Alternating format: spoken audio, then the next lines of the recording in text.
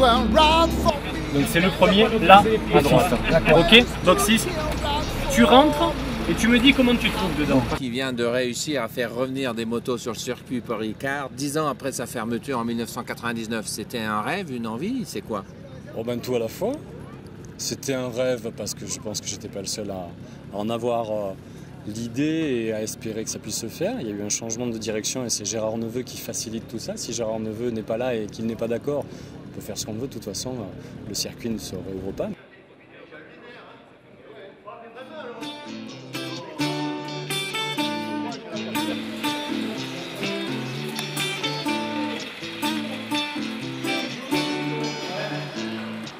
No sign I shouldn't do it, and nothing I had to fear.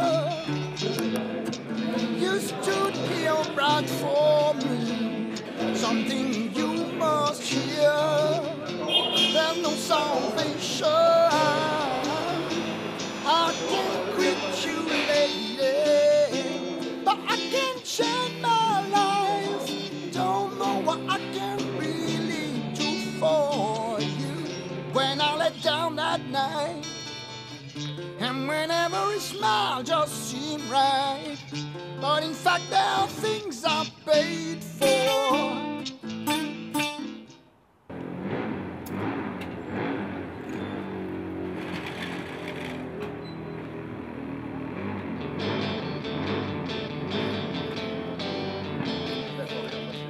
Une indication également pour les journalistes accrédités, les preneurs d'images notamment, photographes et caméramans, et l'ensemble des journalistes accrédités, les invités au Petit Presse, deuxième étage en salle de presse. On retrouve notamment les chasubles qui permettront d'accéder au shuttle du gars ou à la tape.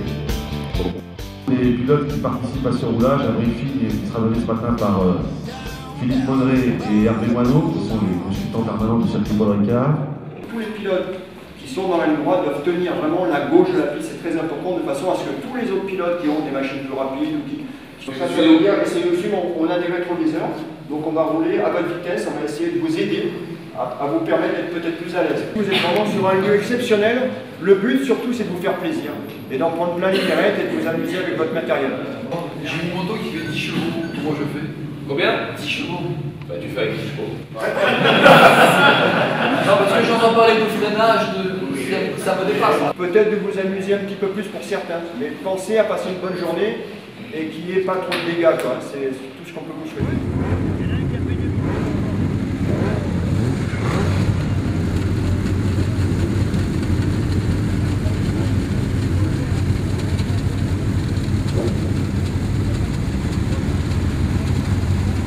Première fois que vous tournez au Paul Ricard? Non, c'est pas la première fois. J'ai fait 6 vols d'or en tant que pilote dans les années 80 à 86. Ah. On reconnaît le Ricard, mais bon, légèrement différent de ce qu'on a connu à l'époque. Et votre courbe favorite, c'est quoi? La courbe favorite que j'aimais bien, c'était les S de l'envergure du passe-pas. Ah, d'accord.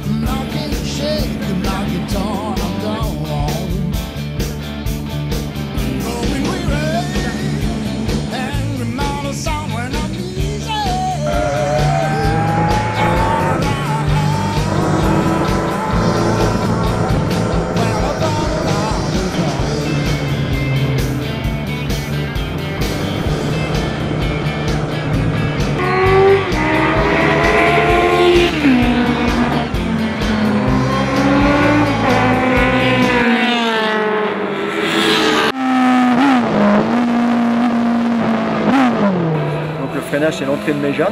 C'est un freinage assez violent, assez lent, avec un pif-paf. Hein. Donc on a une droite suivie d'un gauche, plongeant, et c'est là que la modification du tracé moderne se fait. On va beaucoup plus loin qu'avant, c'est-à-dire qu'on laisse passer la ligne droite du 5-8 et on va chercher une fausse chicane, qui est un virage assez technique. On plonge et on a une droite, et donc on va reprendre la ligne droite par un gauche très large, où on peut prendre de la vitesse et monter les rapports pour prendre la ligne droite du Mistral, hein, donc où les machines, on va dire, atteignent plus de 250, 260 km/h. Et courbe de signe, et donc là c'est une courbe qui se prend en troisième, 170 km/h pour les plus rapides, d'accélération qui va nous emmener sur le double droit du Bossé, qui est le virage le plus technique du circuit, qui est un virage qui n'est pas facile pour les débutants. C'est un virage qui est un peu fermé à l'entrée, donc on rentre une vitesse, on est en troisième, et après il faut se laisser déporter pour extérioriser un petit peu, pour reprendre l'intérieur de ce double droit, où on va encore rentrer une vitesse, on va sortir en seconde. On passe en seconde, c'est un petit peu difficile parce qu'on prend beaucoup d'angles, et après on va devoir bien se placer pour accélérer dans la grande courbe du village, qui est une courbe tout en accélération. On va passer deux rapports, souvent même un peu en glisse, hein, parce que c'est un virage avec beaucoup d'angles, qui est assez spectaculaire, et qui va nous emmener donc sur le gauche d'Orly. C'est un virage qui se passe en deux temps, hein. C'est qu'en fait il y a deux points de corde, il y a un faux point de corde et un véritable point de corde qui est un petit peu après l'entrée du virage.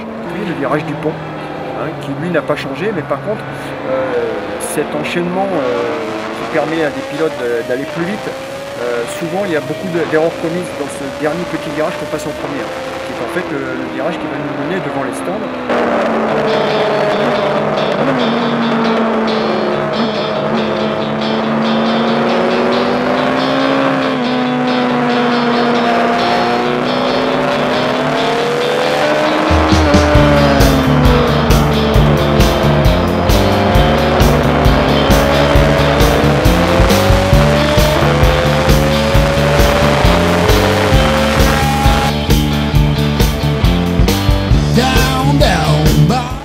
La première course sur le Paul Ricard? 74. Okay. 74, et j'ai découvert le circuit Paul Ricard en fin 73, Coupe des 4 saisons en tant que spectateur, j'étais dans les tribunes. Jean-François Baldé, ça doit te faire tout drôle d'être assis sur cette Kawasaki H1R que tu as aidé à restaurer avec son propriétaire. Première moto avec laquelle j'ai fait un Grand Prix sur ce circuit, c'était en 1973. Et il y avait des grands noms, moi j'étais illustre inconnu, il y avait Agostini, il y avait Saarinen, etc. Et ce jour-là, Agostini avait cassé, exceptionnellement avec la MV. Saarinen avait gagné, le premier français c'était Christian Léon qui avait fini 4e. Ouais. Et moi j'avais fait royalement 8e, c'était une super fierté, on était quand même 36 au départ. Donc c'est un petit peu la coïncidence entre le circuit Paul Ricard, cette moto, puis vous-même je crois qui était déjà à l'époque journaliste et qui racontait nos exploits.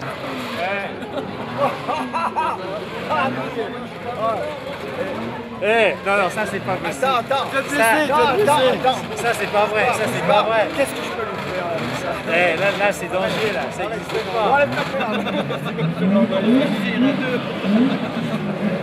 Voilà, moi je me rends au jugement de monsieur Guillaume, j'ai gagné le pari. Non mais attends. On est d'accord, mais en tout cas, le vocabulaire, il y a toujours des problèmes de vocabulaire.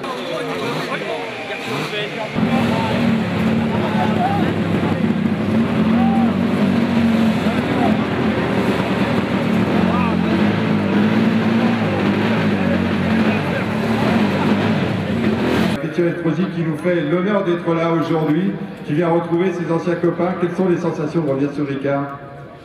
D'abord, j'ai beaucoup d'émotion parce que c'est ici que j'ai fait mes premiers pas sur un circuit. C'était en 1972. Ma première course, c'était un Critérium 250 sur une Kawasaki S2 3 cylindres. Et bien évidemment, j'ai appris à passer mes premières trajectoires, mes freinages, mes accélérations, pour quelques années plus tard faire avec la moto sur laquelle je vais tourner dans quelques instants, ici notamment le 100 mètres Paul Ricard, le moto journal de 100, avec Agostini, avec Cecotto, avec Marie-Chine, avec Jack Findlay, avec Steve Baker, avec Yvon Duhamel, avec tous ceux-là qui ont été mes amis, mes camarades de course, et avec lesquels je me rappelle avoir écrit quand même quelques belle page d'histoire de Ça société. doit te faire une drôle d'émotion d'être là sur la 750e heure avec laquelle tu as roulé en 77 et même fait des podiums avec cette moto. Oui, c'est Steve Ecker qui avait gagné le championnat en 77 avec une moto d'usine et moi j'étais second du championnat, premier privé avec cette moto préparée par Jackie Germain qui est là d'ailleurs avec nous. Et c'était déjà des motos qui roulaient à 300 chronos, même plus de 300 chronos sur certains circuits. Donc vous voyez, avec des petits trous, des freins qui freinaient moyennement et des suspensions. Donc...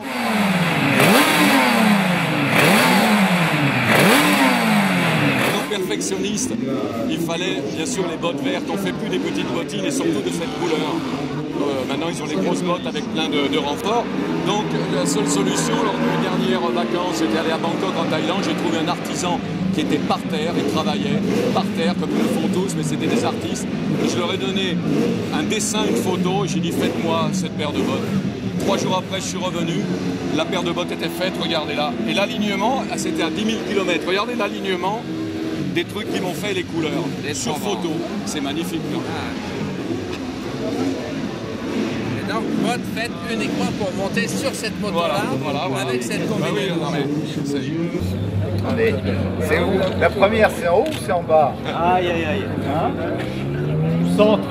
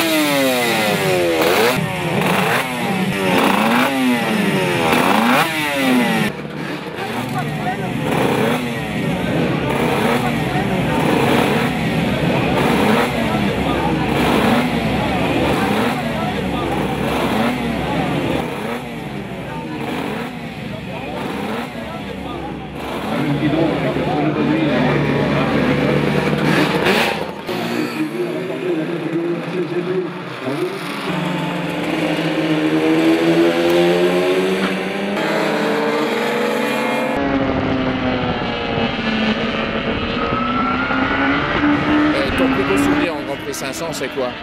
Le Grand Prix d'Anderstorp en Suède en 89 ou 8. Pourquoi? Parce que c'est la plus belle course que j'ai faite. Je suis parti dernier, avant-dernier exactement. J'ai remonté, j'ai fait le record du tour.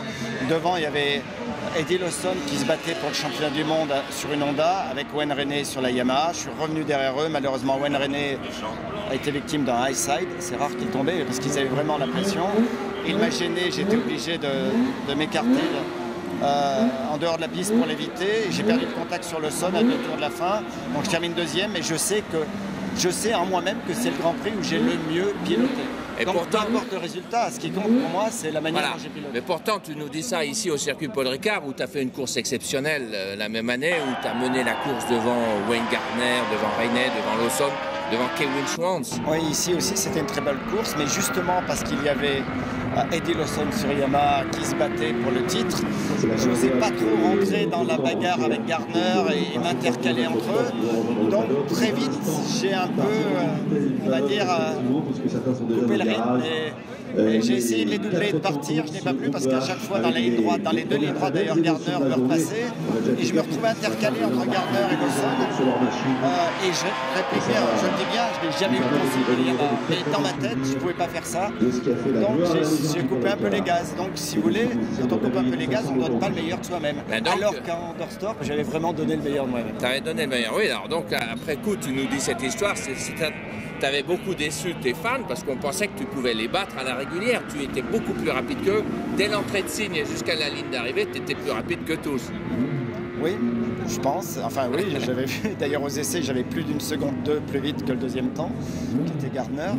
Le problème que j'avais, c'est que... Tu as joué l'intérêt de ton personne ne m'a demandé, ni chez Yamaha Japon, ni dans mon équipe. Simplement, pour moi, c'était quelque chose de logique.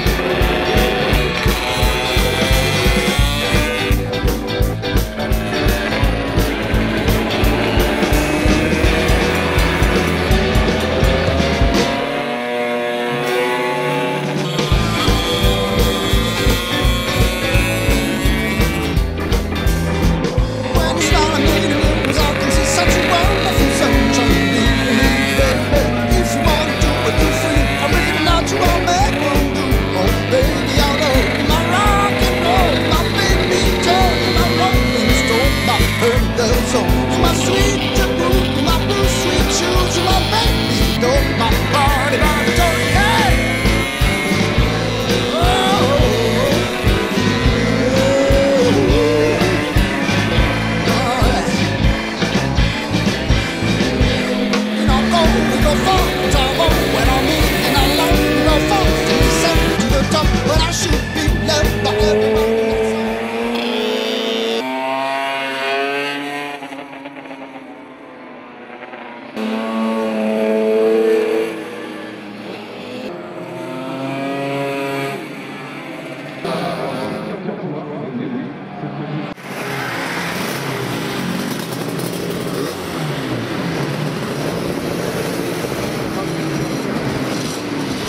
Je trouve qu'on a un petit tiroir dans la tête et montre que l'ordinateur de l'homme est formidable, qui fait que 25 ans après, quand on l'ouvre, il y a tout qui ressort. Alors, puis tout simplement cette moto avec laquelle j'avais gagné le Grand Prix de France à Dijon en 1977.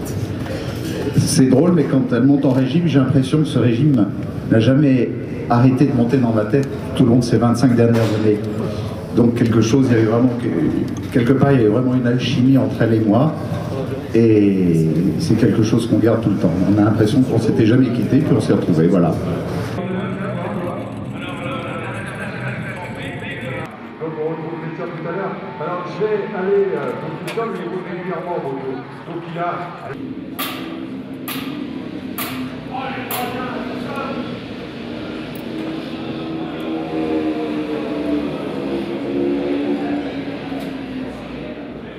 La première fois, c'était en 1972 et c'était le tout début du Ricard. Il y avait déjà eu une année de course et j'avais participé à un critérium 250.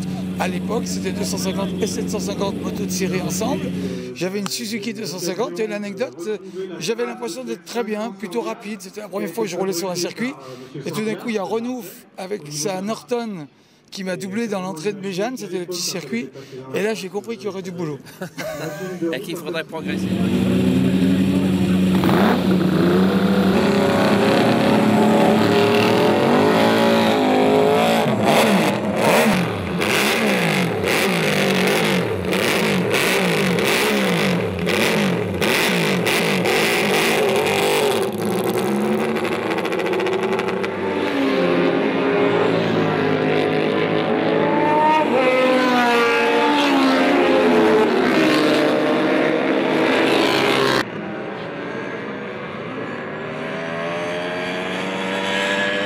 Originaire de la région. Oui. Voilà, parce qu'on sent aujourd'hui une sorte de ferveur chez les spectateurs, on sent des gens vraiment attachés au Paul Ricard pour ce qu'il représente dans cette région. Paul Ricard c'est un lieu qui est extrêmement symbolique. Ça a suscité des vraies vocations, ça a mis sur piste des vraies carrières de pilotes. Hein. On parle de tous les gens de la région, des Baldé, des Fernandez, même Christian Estrosi qui était un peu plus loin, mais tous ces gens-là ont roulé ici et se sont ensuite mis à faire des grands prix, etc. Le circuit était le lieu, le creuset, on va dire, de toute une région.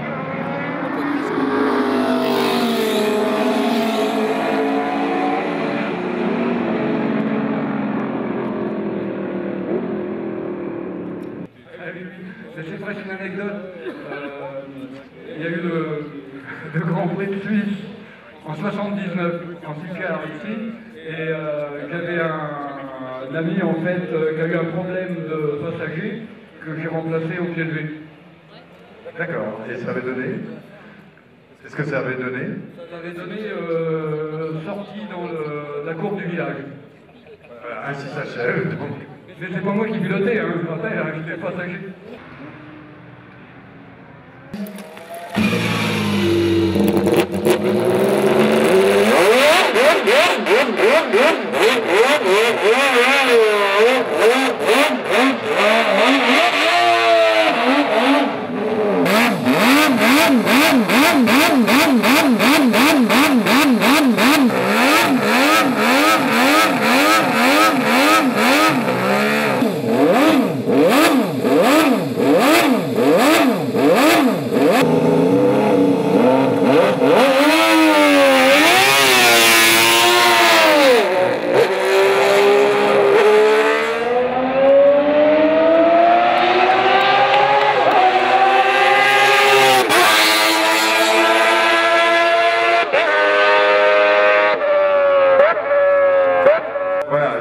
c'est Guy Coulon. Je vous propose de nouveau l'applaudir puisque ses réalisations sont magnifiques, ses prestations de techniciens sont universellement reconnues. Donc c'était Guy Coulon.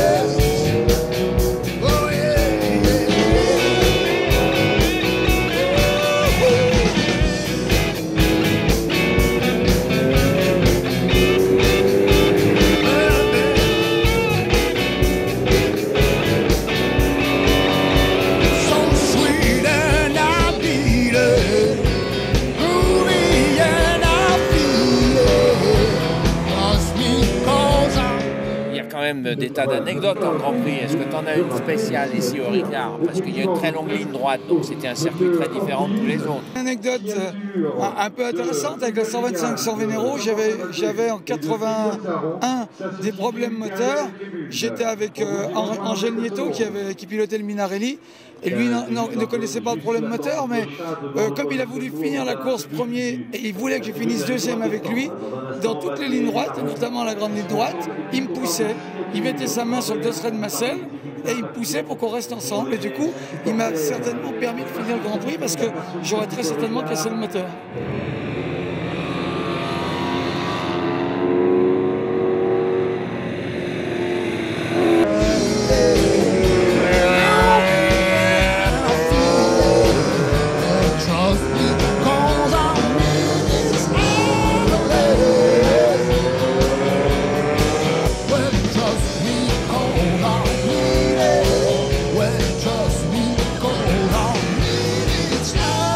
Trust me, cold on.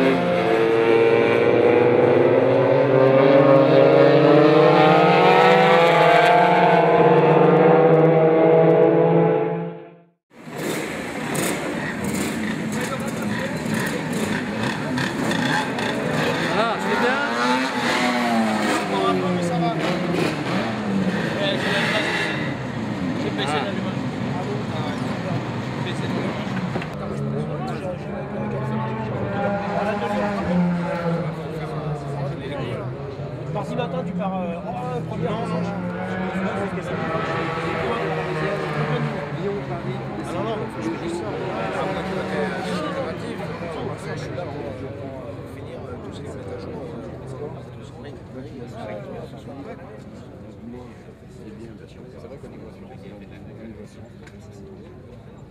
Donc se retrouver sur le circuit Paul Ricard, c'est que du bonheur. Ta première course sur le Ricard, c'est en quelle année? 74 en Coupe Kawa. Coupe Kawasaki. Voilà. Donc à la fois des motos de route et des motos de course. Absolument. Et ton meilleur souvenir au Ricard, c'est quoi?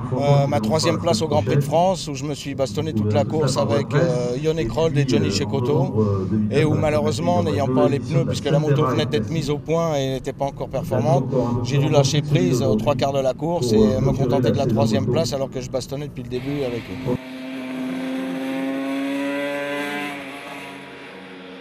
En même temps, ce circuit, c'est lié à un mauvais souvenir, puisque tu as hérité d'une moto qui avait été mise au point par Olivier Chevalier et qui s'était tuée ici en avril 1980. Oui, et donc je suis monté sur ces motos quelques mois plus tard, et pour moi, ça a été d'abord, j'ai rendu un hommage à Olivier, et c'était en même temps une revanche sur le sort, parce que quelques personnes mal intentionnées avaient un peu mis en cause la qualité du matériel fait par son frère Alain. Et là, j'ai démontré ce jour-là que ce n'était pas une question de matériel, mais plutôt une question de malchance. Et d'ailleurs, cet hommage à Olivier s'est prolongé donc il y a tout juste 10 ans, quand tu as organisé la course de moto classique pour la dernière course, le dernier bol au Ricard. Oui, qu'on a appelé Challenge Olivier Chevalier à la mémoire d'Olivier.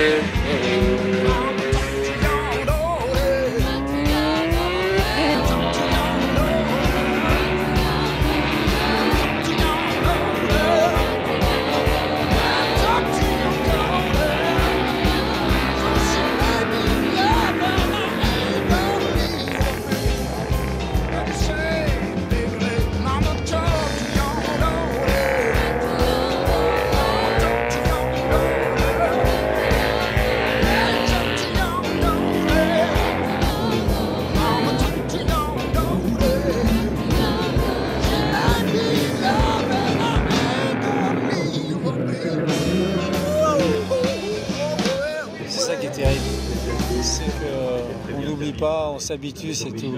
Voilà, c'est comme le vélo et la natation. Les bons réflexes reviennent instantanément. Absolument. Mais tout moins vite, c'est tout. Comment ça se passe cette Oui, mais en même temps, la surprise que vous éprouvez tous, c'est que le plaisir est rigoureusement identique. Ah bah de toute façon, on est venu au départ que par le plaisir. Je veux dire, surtout à mon époque, et puis je pense que c'est pas différent aujourd'hui. Comme disait Pons, c'est pas un métier la course. Oui, tout à fait, tout à fait. Après en vivre, c'est un plus, mais au départ, c'est pas un métier. Et donc voilà, j'ai eu la chance de vivre ça, d'avoir survécu à ça, ce qui est pas mal. Alors est-ce que paradoxalement, dans ce plaisir des pilotes qui se retrouvent, qui parlent en fait de leur passé, il n'y a pas le fait qu'ils évoquent une amitié qui n'était pas si réelle que ça à l'époque, parce qu'il y avait opposition, parce qu'il y avait bagarre? Complètement.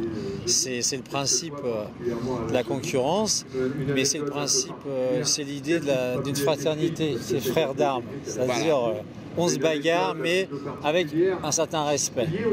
Et c'est pas un vain mot que ça, parce que quand on risque sa vie, il y a forcément un respect inévitable. Et même avec des idées, des points de vue, des vies différentes, d'abord la passion nous unissait, et elle continue certainement à nous unir, et la prise de risque et le danger en faisait partie.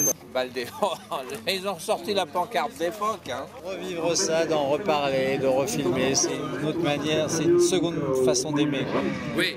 Voilà. C'était à nouveau, et ça n'a rien de... C'est pas que la nostalgie, mais c'est entretenir une flamme, c'est la vie qui continue, d'entretenir une flamme et une passion, c'est une chance déjà.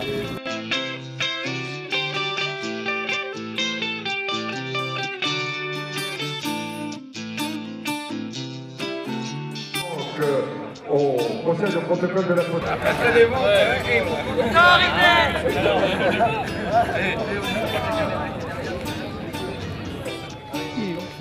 Ils n'enregistrent pas les appareils photo.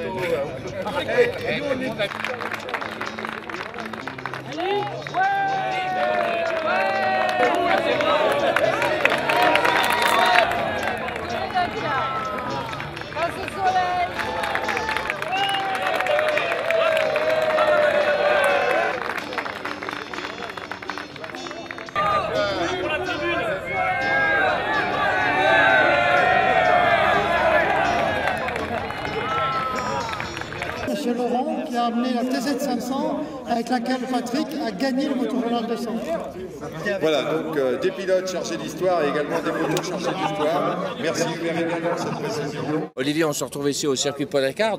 Ta première course au Paul Ricard, tu t'en souviens bien?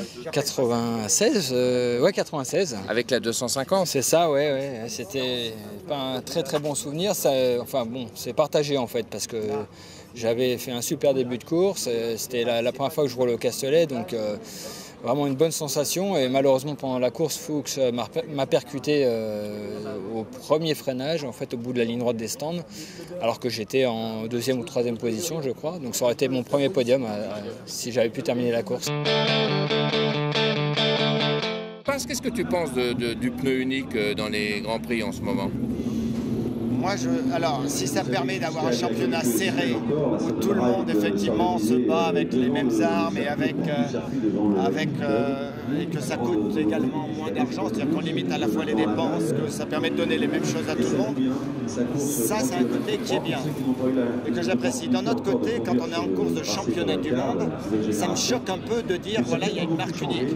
Pourquoi pas un jour aussi avec une moto unique, avec donc, le championnat du monde, normalement, ça doit être ouvert à tout le monde, à toutes les marques, pour qu'il y ait une compétition et pour que donc il y ait une vraie progression. Ça ternit un peu le mot compétition. Voilà. Mais est-ce que ça ne resserre pas les écarts? Est-ce que ça oui, alors pour le spectacle aussi, bien entendu. Mais enfin, il y aura toujours des écarts dans les motos d'usine, etc. Alors c'est sûr que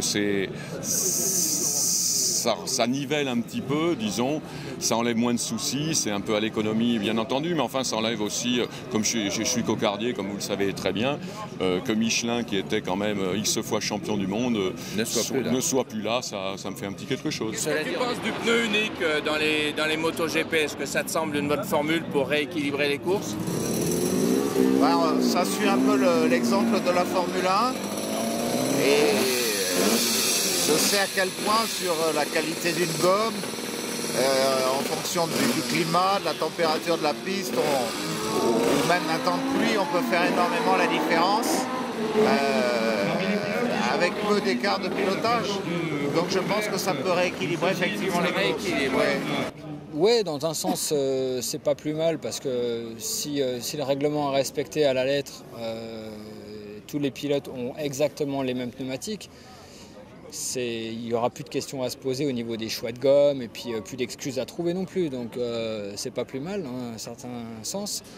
Mais après, ce qu'il faut savoir, c'est que les motos réagissent pas forcément pareil.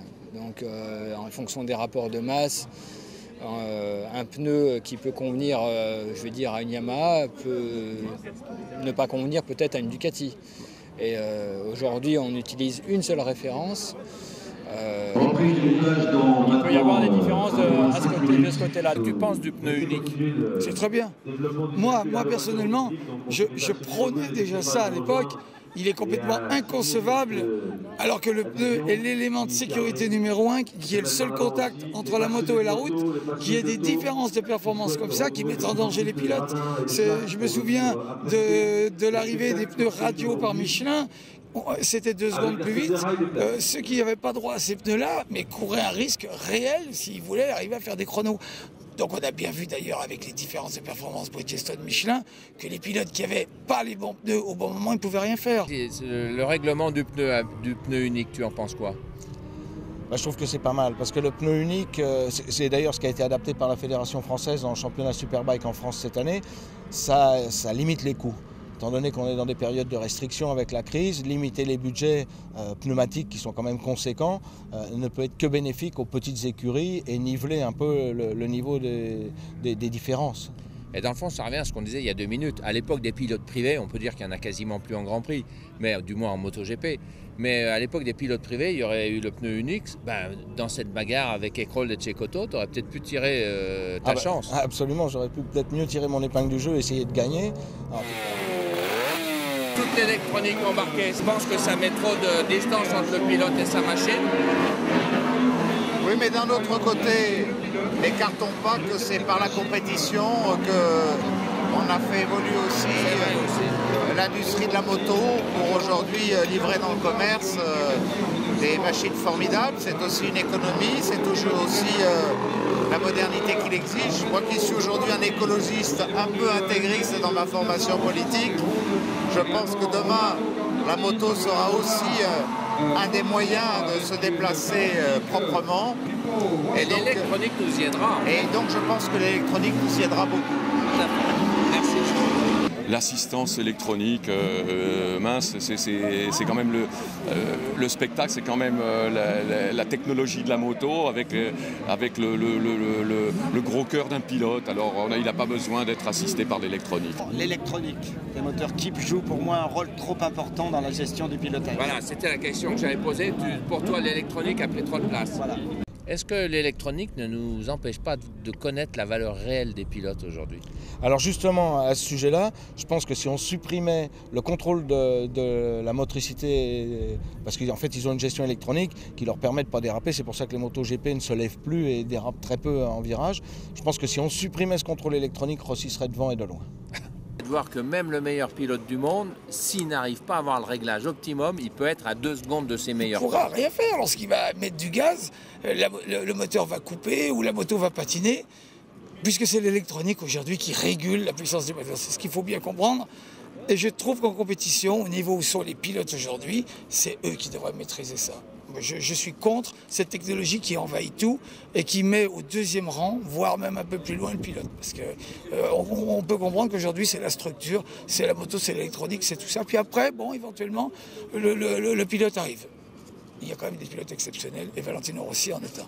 Voilà. Contre Valentino Rossi et Casey Stoner. Mon pronostic est que si Casey Stoner, et on voit les essais qu'il vient de faire, et on sait aujourd'hui que ce sont 2 très grands pilotes, aussi bons l'un que l'autre, et que celui qui va gagner, ce sera probablement celui qui aura le plus de motivation. Là, je crois que Casey Stoner a un petit avantage sur Rossi cette année. Comment tu vois la bagarre entre Casey Stoner et Valentino Rossi cette année? Là, justement, on le verra bien. Donc, Bon, je pense que Stoner peut gagner. Rossi est tellement étonnant, il garde une motivation intacte après 5, 6, 7, 8 titres de champion du monde, c'est complètement étonnant. Mais aujourd'hui, c'est très difficile de se faire une idée sur la capacité des pilotes. Et tu suis la bagarre Rossi-Stoner, c'est quoi ton pronostic pour la saison qui s'annonce? Sur Rossi encore. Certains, pourtant, Ducati va très fort cette année. Oui, mais je pense que Stoner a déjà pris un coup au moral l'an passé, que Rossi est revenu au top et que la moto est extrêmement performante, qu'ils ont encore travaillé et Yamaha n'est pas du genre à s'endormir sur ses lauriers.